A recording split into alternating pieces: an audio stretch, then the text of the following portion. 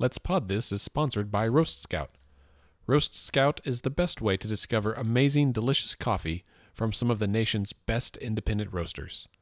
The people at Roast Scout believe that great coffee is everywhere, but since you can't be everywhere, you might miss out. And so they've created a way to bring that great coffee to you. They work with small batch roasters from around the country to ship fresh roasted whole bean coffee direct to your door each month. Now, other subscription services typically send you just one brand of coffee month after month after month, and that's fine, but it's not great. I mean, what if there's something better out there? What if your coffee soulmate is there in some small mountain town, just waiting for you to find it? Roast Scout delivers a bag of fresh coffee to you from a different roaster every single month.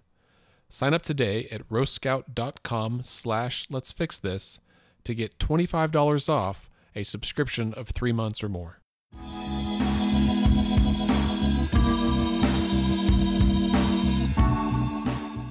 2 years ago, we didn't know shit, right? I don't think I voted in 2014. I got that thing in the mail the other day from some organization that said, you didn't vote. And I was like, yeah, I probably didn't vote in the midterm. I probably was too busy. I was going through a divorce. But I'm damn sure paying attention now. Right. And look at how far we've come. Right. Start at the bottom. Now we're here.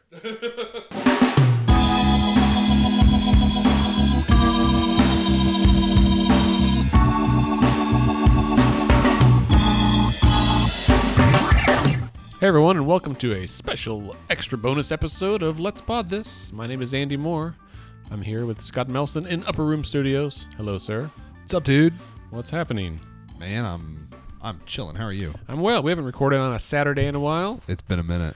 All right, we're looking forward to having Saturdays off in the future. Bless America. But we felt it was important with the election nary 3 or 4 days away that we should record one extra episode beforehand about which races we're watching, because we're hosting this big event at the Tower Theater on election night, the Election Night Show. Coming, yeah! That's Andy's way of saying that you all better be there. Should definitely be there. It's going to be great, and we just needed to make a list of which races that we're watching, so we started that today. And turns out there's a lot of races. There's several races. Turns out there's occurring. A lot of races. So this should be a shorter episode than usual. You know something funny? So that they're never shorter episodes. Well, sometimes. Do you know how many episodes? I can't talk. Do you know how many races across the nation that 538 is forecasting? Ooh, he said this. There's 6,000 state legislative and gubernatorial races. Yep. 435 in the House. Yep. 30 something in the Senate. Yep. Are they doing anything else besides that? Governors. Well, that's part of the 6,000, though, I thought. Yeah. So I'm going to guess 6,576. Well, no, because they're not forecasting state legislative races. So they're like... that's right. They're talking about... Okay, they're talking about it, but they're actually they're forecasting 506 races. And so there are, right now, in Oklahoma, there are 101 House races. There are 25 Senate races. There are 16 statewide races. So that's 101, 126, 140, 152, 42, 142. That's 142 races across the state of Oklahoma, not counting state questions that'll be on the ballot on Tuesday. Man, forecasting, like trying to build a forecast for the governor's race was hard work. An insane amount of work. Like building a forecast for 506 races. Well, Nate said in yesterday's episode that even with their model running on multiple instances on like the ABC server, it still takes 25 minutes to run. Yeah, because they run 50,000 simulations every time they update. Yeah. 50,000 simulations across 506 races. That's awesome. A lot. I'm going to do a little math here. Mega computing power. Well, somebody asked a question, like, does he have a special version of the model, or does he just he just look at the website? He's like, I have a version that's on my computer, but it's big enough now that to update it on my computer it takes a long time. So he just looks at the website. So that's 20. I just did the math, by the way. That's 25.3 million simulations, every time they update their model. That's a lot. And they do it like 10, 12 times a day. Good golly. That's a lot. Well, let's talk about the races that we're watching with a much smaller model. So first, just and this will be just kind of our predictions or off the cuff, our thoughts on these, not scientific. Yeah. These are just races that we find Interesting. interesting. And these are ones that we'll be discussing on Tuesday night. Yeah, and even races that, even when you're talking about only 100 and whatever you said, 142 races, I think it is useful to kind of have all right, when we're breaking it down, what races are we, like, what's our heuristic for a race that we think is worth watching, right? Yeah. So, I would... So the governor's race? Yeah, so all the statewide races, right? Like, all of the statewide races, but even of those, the governor's race is, I think, the most, competitive. Yeah, the most competitive, although, as we talked about earlier this week, based on the Sooner poll results and the fact that several of the statewide candidates are leading by double digits, but also under 50% of their polling, we could have some surprises there. Right. But certainly I think that the governor's race is going to be the most competitive. So, yeah. So I think, and it's really too close to call. So we ran, as we said in our last episode, we ran our model on one day and then ran again the next day with new information, and it changed from Stitt to Edmondson, but both times was still within the margin of error. Yep. And so we don't know. No one knows. Whoever your candidate is, you got to get out there and vote. That's right, man. That's because it's going to make the difference here. No. It might come down to hundreds of votes. I think that's possible. Certainly. Dangling Chad territory. It's going to depend a little bit, right? It's going to depend a little bit on turnout. In our forecast, the outcome is not dependent on turnout. Does that make sense? Yeah. Because we are forecasting allocated vote share, right, based on historical data. Right. So in our forecast, it's turnout independent, and we have we have Edmondson winning, and we have Edmondson winning by 91,000 votes. That's not much when you consider. Actually, that's wrong. State. I'm sorry, that's wrong. I looked at the wrong. That's if Edmondson was to win at the top end of the margin of error. I was like, that can't be right. We have Edmondson winning by just a little over 28,000 votes. Well, that's even less. Yeah, well, when you consider 28... Well, we looked this up. This is like the population of Ardmore. Something. Yeah. I mean, and another way to think of that is if turnout is kind of what we think that it would be, and we are projecting turnout will be at average of what it typically is in a governor's race, and I think we are all aware that it could easily be well above average. But if turnout is what we think it is, and Edmondson was to win by 28,000 votes, that would mean that he would win by 2.8%. That's very tiny. It's not much. So next statewide race, lieutenant governor between Matt Pinnell, Anastasia Pittman, and Ivan Holmes, who's the independent. All the polling says that's not going to be a particularly competitive race. It is expected that Pinnell will win that race. Yeah. Although, is that one of the races that the leader's under 50? It might be. I think it is. Mainly because Anastasia was a former state senator and has good name recognition. Yeah. And this may be one of those down ballot races that will depend on how many Democrats turn out, right? Yeah. Yeah. And then the state auditor's race, I really don't think that's going to get interesting. I suppose that it could. Well, it's just a Republican candidate, Cindy Byrd, who works there for Gary Jones now, and then a Libertarian, John Uter. Yeah, Uter, I think. Yoiter, maybe. Mm-hmm. And then of the other statewide races, there's the AG, Superintendent of Public Instruction, and the Corporation Commission. Those are all races that I think are probably... Those are probably in the bag. I think Mike Hunter has it in the bag. I think that Joey Hoffmeister has it in the bag, and I think Bob Anthony probably has it in the bag as well. Yeah. The state treasurer is between State Rep Randy McDaniel, who's been in the House. He was from House District 83 here in Oklahoma City and Nichols Hills area. Yep. And he's running against an independent, Charles DeCoon, who has garnered a surprising amount of traction for an independent candidate. That one could get interesting. I still think Randy's going to win. I think that's true, but I think that's one that this is a race that in the right setting you could get a surprise. Right. Who's Ken Miller? He's treasurer now. Yes. What's he doing after he gets out of office? Is it a term limited position? Yes. Probably. I wonder what he's going to do. Surely he'll get some kind of cushy job. Do you know? Maybe. Interesting. I'm sure he'll land on his feet. Is that fair to say? Yeah. Make several times what I make. Are you not? That's fine. Our listeners' interest is piqued as well as mine. So really, I think we'll talk later. That's about that. Labor Commissioner, I think Leslie's probably going to win, but again, she's one of the ones that currently I think is polling at like 48%. I think Fred's at like 22 with like 25% undecideds. So I was at, I held an event 2 weeks ago for Freedom of Information Oklahoma. We had a networking event in Tulsa with the Society of Professional Journalists and the Oklahoma Journalism Hall of Fame. Really just a chance to get together a bunch of journalists and connect and show them some appreciation and talk about open government. And as it turned out, a bunch of candidates showed up as well. So all these independent candidates, and then a couple of Democratic candidates. So Fred Durrell and Kimberly Fobbs, who we've had on this show before, they both happened to be in Tulsa and came by as well. And so Fred Durrell was there with the independent candidate for Labor Commissioner, Brant Dismukes. And so I didn't want to eavesdrop on their conversation, but I thought, I wonder if Durrell is like a little irritated that the independent candidate is here, right? Because in this system, there's a chance that Dismukes might pull some of his votes. I think it's a higher chance he's going to pull Durrell's votes than Osborne's votes. Yeah, I think that's true. I also think that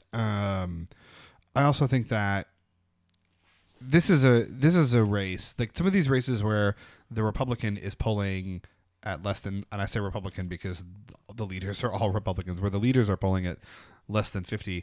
I wonder how much incumbent sentiment is out there. So I was doing some canvassing this morning for a couple of candidates, and I was surprised, quite frankly, at the number of people who are voting just anti-incumbent, like across the board, like just like get rid of all of them. So I think that some of these Democratic and independent candidates could benefit from that. That's very likely. Although I feel like Leslie has probably warmed up folks on both sides of the aisle there.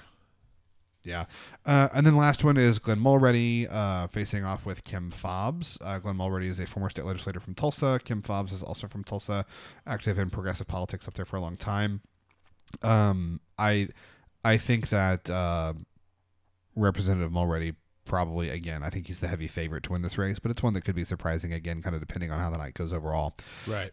The other races that they're not statewide, but we kind of lump them in the statewide category are the congressional races. The congressional races are for the United States House of Representatives, congressional districts 1, 2, 3, 4, and 5 here in Oklahoma. And pretty much all a lock. Yeah. Suffice it to say, the outcome is only in question in one, and that is congressional district 1, congressional district 5, where Kendra Horn is running against Steve Russell, who is the incumbent, and we will see what happens in that race. Yeah. So, the polling should be close. Well, the polling has been somewhat close. They've had Russell's the favorite. You and I texted earlier. I heard on another podcast, on the News OK Political State podcast. What are you doing listening to other podcasts? They're great, and I'm trying to stay informed, like all voters should. Also, I would say they're friends of the pod, Ben Felder and Dale Denwall. I know. I'm just kidding. We should invite them on ours. We should have them come on. The Journal Record also, they are friends of the pod. But they were talking about the news that I guess on Thursday or Friday, Bloomberg's PAC, which is obviously Democratic, paid $400,000 for an ad buy for Kendra Horn, which is an enormous amount of money in a race. So finally, here it is at the end, when people have been talking about this race and that it may have national significance, 4 or 5 days before the election, you finally get some national money that comes in to her side of it. I guess Russell's had some national money on his side, but this was really the first time that Kendra's had any of significance. And it is significant. That's $500,000, right? Like that buys a lot of ads in 5 days. Yeah. Well, they bought ads like during the OU game and during Wheel of Fortune and stuff like that. So. Which ain't cheap. No, Wheel of Fortune, that's a very specific demographic. Right. When's the last time you watched Wheel of Fortune? It's been a minute. Wheel of Fortune... Oh, which would you... Here you go. I don't know. Would you rather Wheel of Fortune or Oh man, I'm blank on the name. What? Jeopardy? No, everyone knows Jeopardy's the best. Oh, okay, good. The Price is Right. Oh, Wheel of Fortune. Really? Yeah, Wheel of Fortune. No way, man. I'd go Price is Right all the way. I want the little yodeler. I'm gonna say something here Yodeler. that's not popular. Plinko. Not a huge Bob Barker fan. He's not on anymore. I know, but I wasn't when it was on. Like when I would have watched Price is Right, it was when Bob Barker was on. Right. You didn't. How do you not like Bob Barker? He's a little sexist. Well, that's fair. Also, Barker's Beauties was a very sexist thing. I felt uncomfortable with that as well. Also, the tiny microphone was always a little bit weird. At the time, Yeah. and I'm a little surprised. Who's it? Drew, what's his face, right? Drew Carey, yes. That hosts it now? Yes. Man, how the mighty have fallen. Man, he's gone through a lot of changes in his life. Right, he had like a primetime sitcom that was named after him, and now he hosts The Price is Right. Although that's probably a pretty lucrative gig. Well, and then he also had, if he still does, is he still on, is Whose Line Is It Anyway still a show? I don't think it's still on anymore. Yeah, I don't know. Just in syndication on TBS? Probably. All right, well, back to the races. Shall we move on to the Senate? The Senate. Oh, jumping down to the end of our spreadsheet. Yes, let's move to the Senate, Scott. Senate races. So we got 25 Senate races. Now, the newly tuned in among you may be like, wait, are there only 25 senators? No, there are not. There are 48 senators? 48 senators. However, they serve 4-year terms, so only half-ish of them are up in any given year. Yes. So this year, half of them are up, and in 2 years, the next half will be up. Yes, right. So it's staggered, as it is with the U.S. Senate, but this is on a smaller scale. Correct. And so I think, so I picked out 3 here that I think that I'm watching. The first one is Senate District 16, which is down in Norman, and that was formerly held by Senator Sparks, who was term limited, right? Yes. He was the Democratic leader in the Senate. Yes. And so certainly the Republicans are trying to capture that seat. Norman seats are always funny. I mean, it's somewhat gerrymandered-ish down there, but I think things are always in flux, especially in a college town like Norman. Property values shift substantially, somewhat quickly, and so that can affect the demographic who live there. So the Republican is Becky Maldonado, and the Democratic is Mary B. Boren, who, yes, is somewhat related to President Boren from OU, but she's one of those Borens. She married in, and she's like a niece or something. Oh, she's not a real Boren? I don't think she's. It's not in her blood lineage. I think she's married in, if I remember correctly, but I could be wrong. All right. I really, now that I've said it out loud, I don't know that I'm correct at all. So let's just strike that from the record. We'll edit that. We'll probably just leave it in there, but just listeners, disregard that. Take it out. Anyway, I've seen a lot from both of them. They seem like really strong candidates. So I think that'll be a hard fought race. It should be close, but what do I know? And then the next race is Senate District 30 here in Oklahoma City. This is my Senate district. Scott, are you in this district as well? I'm not. No, you're in K. Floyd's district. I'm in SD 46. Okay, so I'm in District 30, which is a very odd-shaped district. It starts up kind of by Lake Hefner, goes over towards like Rockwell Council, goes down through Bethany, and then comes across between like 23rd, kind of just north of 23rd over to May or Villa or Penn, somewhere around there. Yeah. And it's like a big letter C if you look at the map. So it's weird to think. So like me, who lives at near May and 23rd, and my sister, who lives in Bethany, are both in the same district, but we almost never travel into each other's bubbles unless it's to visit one another, right? So like very disparate parts of the city, but still in the same Senate district, formerly held by David Holt, now the mayor of Oklahoma City. And this is down between 2 candidates, Republican John Simcox and Democratic Julia Kurt. My hunch is Julia's going to win. I agree. That's the word I've heard from Republicans as well. Yeah, I agree. I think Simcox has done a good campaign. I got 3 mailers from him today and 2 from Julia. So the post office is doing all right. I mean, I think it's one of those districts that, as Oklahoma City has continued to grow and change, I think that's a district that has changed. I think that's probably the most purple Senate district. Yeah, I agree. And so we'll see. Although Julia's you say that, I think they're both moderates too. Like there's Holt was. one other one on here that I think might be the most purple district, but we'll get to that. I said purple Senate district. Well, that's why I'm saying same. There's another one I think could vie for that. Is it District 32? No, that's only the one I have on my list. SD40. Oh, okay. Oh man, I left that off. Yeah, so that's Carrie Hicks. That's one of mine to watch. So I am with you so far on Right. SD30. I'm with you on the race down in Norman SD16. But one of mine to watch is with a Senate District 40, which is Joe Howell, Carrie Hicks, and then an independent Christopher Hensley. This is an interesting district. This is Senator Yen's former district. Senator Yen was the incumbent. He lost in the primary to which was Joe Howell. unexpected. Yeah. Senator Yen's an anesthesiologist. Joe Howell is a veterinarian. Interestingly, Mr. Howell, Dr. Howell, is a non-vaxxer, is an anti-vaxxer. Oh, really? Yeah, which stirs some feelings. So within Yin me. lost Yeah. to a more, arguably a much more conservative guy. A more conservative guy. Yeah. At least on that issue. Yeah, Carrie Hicks has run a really strong campaign. I think that I think she is probably the favorite. I don't know which way. I don't know if the independent candidate, Mr. Hensley, will pull more votes from Howell, more votes from Hicks, or if it'll be about equal. Right. I will say, I don't really have a dog in this fight because it's not my Senate district. Carrie beat out Danielle Ezell for the primary, which was a close race. Yes. I've seen Carrie canvassing, like I've seen her door knocking as I've driven around town, and people may not know this, but she had a baby in the middle of this campaign. Like she was door knocking very pregnant. I mean, up until the week of, delivered a baby, and within like 2 weeks was back out there knocking doors. I'm curious how that will resonate with Republican voters who might have more conservative views of a woman's role in the home and outside the home. But I'll tell you what, that's a hell of a lot of hustle to be out there 9 months pregnant, like beating the pavement. I saw her on 30th Street, like just hoofing it from door to door, and she was quite pregnant.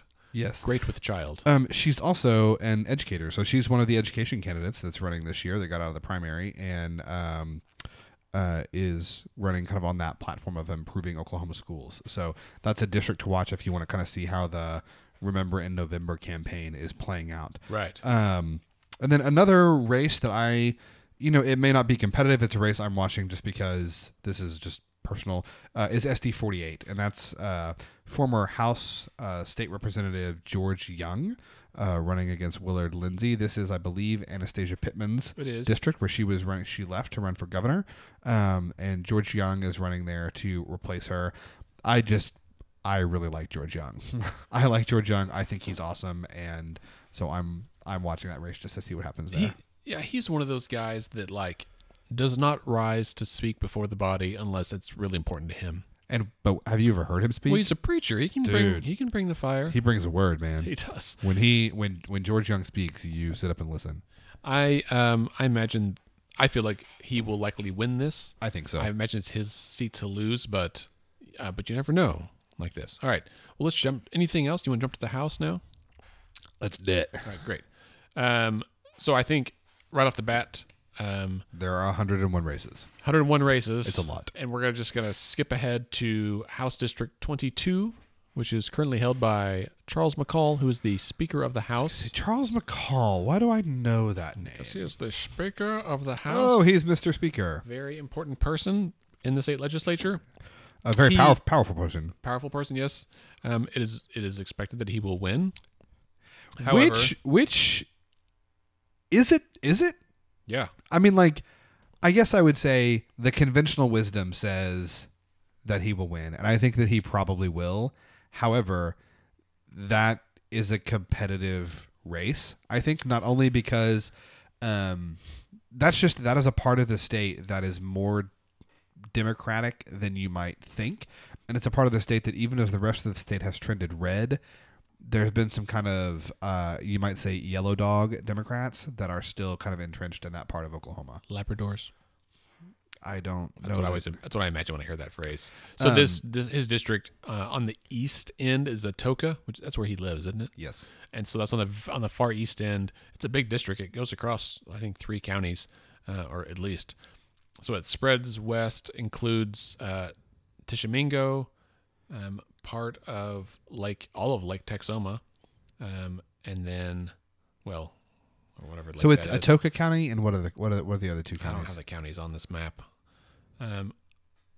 So it goes from Sulphur, from Atoka on the east, kind of south a little bit includes Tishomingo, and then up to the northwest and includes Sulphur and Davis and the Chickasaw National Recreation Area.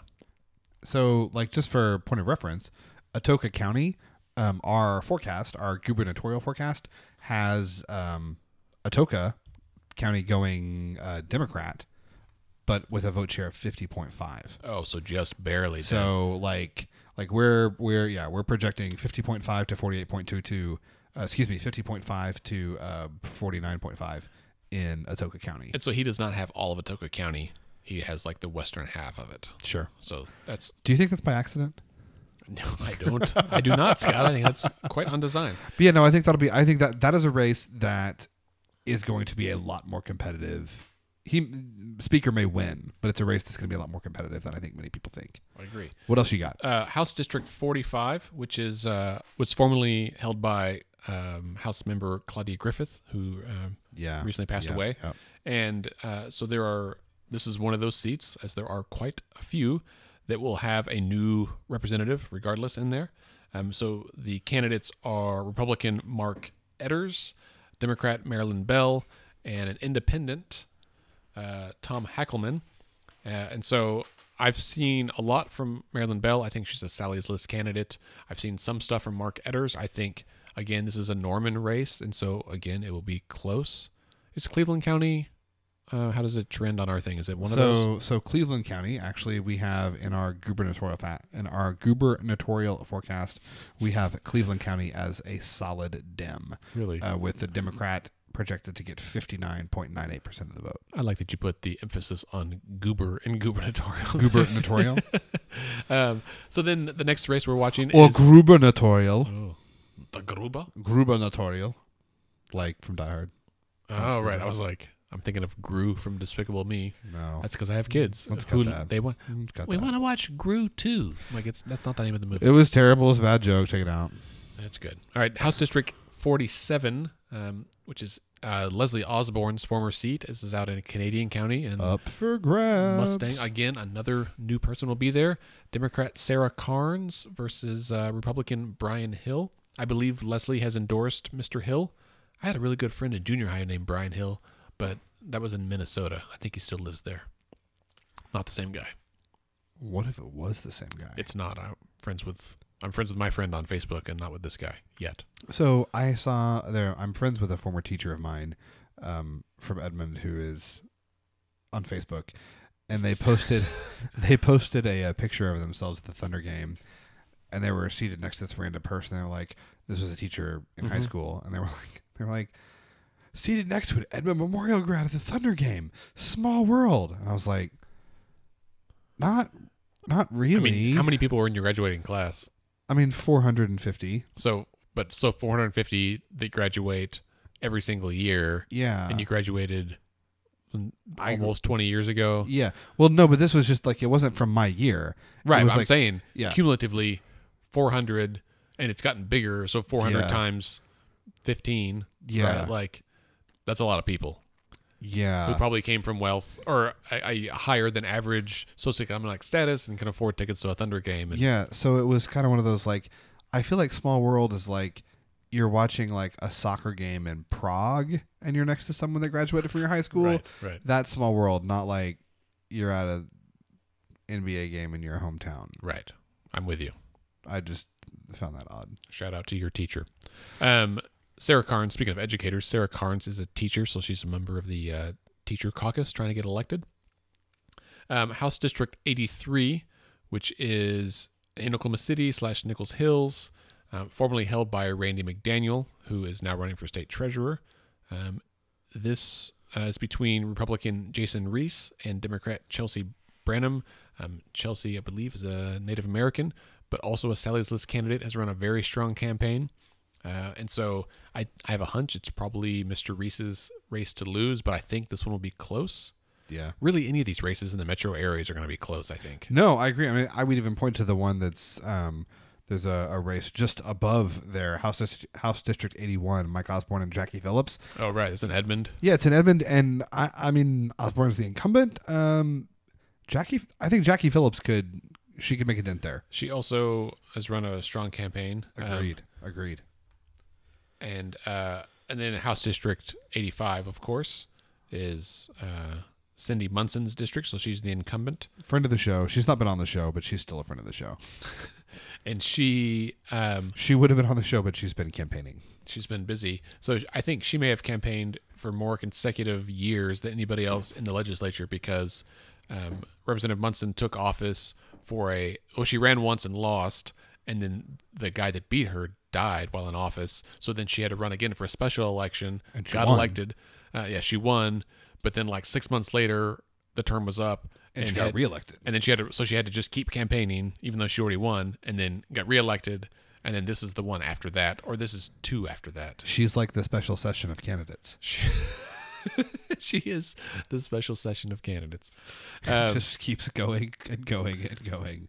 And so Representative Munson, as the incumbent, I suppose it's her race to lose. However, because of its location in Oklahoma City, Nichols Hills area, it is at least a purplish area. I would argue this is one of the most purple districts in the state. So we'll see. Yeah.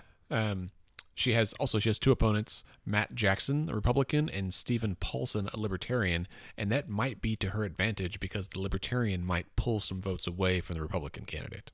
Yes. So we'll see what happens. And then I've got just two others on our list. House District 90 from Republican House Leader John Eccles, friend of the pod, and Lavelle Compton, not yet a friend of the pod, but he's one of those I think that we would have on. So Eccles has been the floor leader. I feel like did we speak to him on the phone early on in our podcast career? Do you want me to be honest? It didn't work out, right? We've supposed to have him on like several times. We'll make that happen. Never worked. There's a chance he might show up to the election night show. Really? Indeed. I need to text him.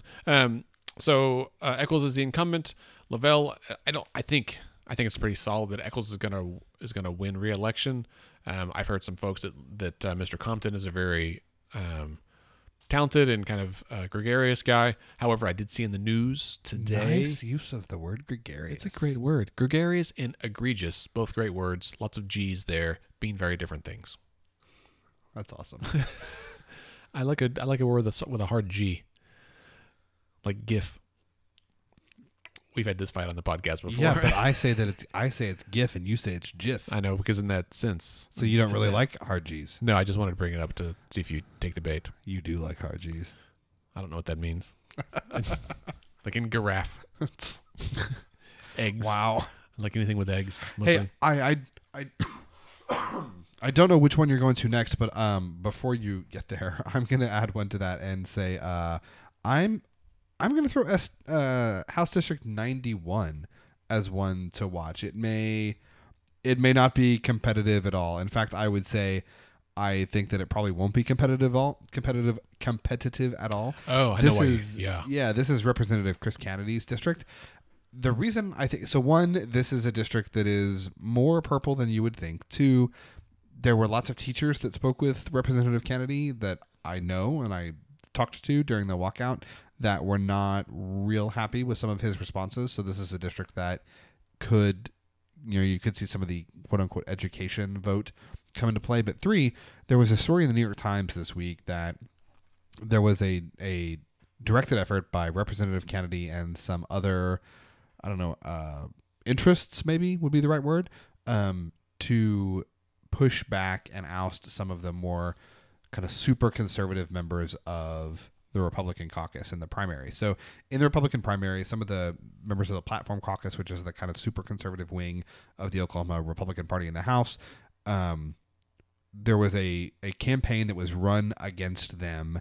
And I remember at the time people being like, they're not sure where some of this money is coming from. There were rumblings about whether it was coming kind of from inside the party. And as it turns out, the New York Times reports this week that was Representative Kennedy and some folks that work with him.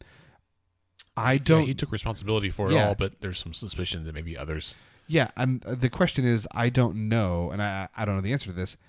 Will there be backlash from Republicans in his district for that? So I'm curious to see. That's not rhetorical. I have no idea. Like I have no idea if there will be or not. It's funny. He's a interesting guy. So I've talked to him on several occasions where he hangs out at a coffee shop here in town when he's in during session, and I've run into him, and he always asks way more questions than he does speak. Like he's genuinely interested in trying to find out and listen to people and voters of all stripes, and so that's curious. His opponent, Amanda Jeffers, is an educator, I believe, and so she may be one of those. But so we'll just see what happens. The other one. I didn't mean to steal your thunder. No, you didn't steal any thunder. I have no thunder. My thunder is your thunder. It's a Woody Guthrie song that hasn't made very popular. All right, and then House District 94, which is Republican Jason Sansome and Democrat Andy Fugate. Good first name, Andy. Solid. Yep. I've seen a few of his things around. I haven't seen much of Sansome's, but this was Scott Inman's former seat. So this is out in Mid-Dell area, Dell City, I guess. Yep. And Scott Inman, former Democratic House leader, stepped down. That was a weird deal. Kind of a scandal, I guess. Alleged scandal. I don't. He was running for governor, dropped out of that too. I don't know that anyone knows really what happened. There's just a lot of rumor. Anyway, I saw him last week. He's grown a beard, got new glasses. Well, I don't know what that means, but there's that.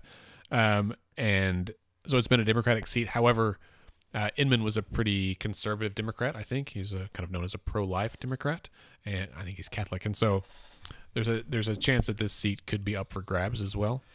I think the extent to which Inman is a conservative Democrat, I think it depends on what you mean by that, right? Like, well, I think it's a little up for debate. That's fair. He's probably not a conservative Democrat, but I don't think he would describe himself as a conservative Democrat. No, I'm sure not. I think he would describe himself as a pro-life Democrat for sure. Right, which may not be the same as conservative. Right. Again, very few people are single issue people. Well, as far as candidates, there's a lot of voters that vote single issue. Yeah, that's true. Fair. And people who campaign as single issue, right? Yeah. So we'll see. All right, Scott, that's all that I have on my list. Looking at our forecast, I know that you did some work a little while ago to look, and again, this is a county by county thing, so we can't yet drill down to like the individual district level. Right. But it's on our list. It's on our list, our long list of things we'd like to do. Right. But we can maybe look at the numbers and say which counties might be close, right? Competitive. Yeah. So if we look at our forecast, and again, our forecast is allocating vote share. All right. So when we say that a candidate like wins a county or loses a county or that it's a toss up, that doesn't mean that there's like electoral votes at play. It just means that in this county, the candidate who wins, quote unquote, is allocated the majority of the vote share in that county. So we have, according to our forecast, 22 counties that we would say are competitive. Some of them are ones that you might expect, like for instance, Canadian County is one that is interesting. It's one we have Republicans winning, which I think would be in line with the conventional wisdom. But it's a county that we think, yeah, Republicans will win, but we think that it will be maybe closer than some folks expect. We've got, honestly, the majority of these are rural counties. The counties that I think some folks might think of as more kind of in the toss-up category, like Tulsa. We have Tulsa as a lean Democratic. We have Oklahoma County as a likely Democratic county. We have what else do we have here? We've got Muskogee County as a lean Democratic county. That's where Drew Edmondson's from. Yeah. So it's interesting because most of these counties are kind of in the more rural part of the state, which I think would surprise some people. A lot of counties that are in the southeast, typically a fairly Democratic stronghold, or such as it exists in Oklahoma. So 22 of our 77 counties are counties we think that could be kind of in play for either side to get on election day. Interesting. I will say there's one that I missed real quick before we wrap up here, and that is Senate District 32, which is being challenged by Republican John Michael Montgomery, who's been in the House for a couple of years. He's running for Senate, and then his Democratic challenger is Jacob Crowley. Of note, so this district has been a Democratic district formerly held by Randy Bass, who is term limited, and so he cannot run for re-election. And so it's a brand new Dem challenger coming in against a Republican that has some name recognition, so it's not really an incumbent, but kind of. Randy Bass, when he was in there, he ran unopposed in 2006, 2010, and honestly, really in 2014. So he's been unopposed, I guess, the whole time. Like, in many cases, not even a primary challenger. In 2014, he had a Republican challenger initially, but that person got removed from the ballot, and I haven't been able to find out why, but there was a challenge that he shouldn't be on the ballot, and they found enough evidence to kick him off. And so he didn't have an opponent after all. Isn't that crazy? Interesting. So he, again, just 12 years of no opponents makes for easy winning. All right, Scott, anything else you have before we wrap up? Man, I think that's all I've got right now. All right, the only thing I have is a reminder that you guys all know, on Tuesday, on Election Day, 1, go vote. 2, follow us on Instagram, instagram.com/letsfixthisok, or just at Let's Fix This Okay. You can find us. We'll be doing updates on our story kind of throughout the day as we prep for the election night show. We may be taking some folks to vote. I think I'm going to go vote in the morning. I'm definitely going to go. I missed early voting, so I have to go on Tuesday. Did you get out to, I guess no. I was going to see if you'd gotten to the county election board today to see what the early vote numbers look I didn't. like. I saw lines, but I didn't get over there myself to see, to try to vote. I didn't have time. All right. Had another board meeting. Lines are good. They are. So follow us on Instagram and Twitter. We're doing updates all day. And then Tuesday night, the election night show at the Tower Theater, 6 p.m. Scott and I will be there. Joey Hoffmeister, Jason Dunnington, AJ Griffin, Ben Odom, Felix Linden, Khaki Porch, JB, Catherine Sweeney, maybe it on those guests. Spencer Hicks doing stand-up comedy, Joel Mossman, Casey Clifford, Stephen Saliwan doing music, JB also doing music, house band, new house band, Avenue is going to be there, Avenue Trio is going to be a house band. It's going to be super fun, free food, free admission. Bring your kids if you want. We'll have a kids area with some coloring and some crafts back there. It should keep them busy while you listen to us, and live election results throughout the night. It's really going to be a lot of fun. We're looking forward to it. I've got a whole stack of 5x8 blue index cards so I can channel my inner David Letterman. I'm pretty excited. I may have to have my wife write them out, though, because I have terrible penmanship. So, all right. That's it. We'll just end there. We'll see you guys on Tuesday. Don't forget to vote.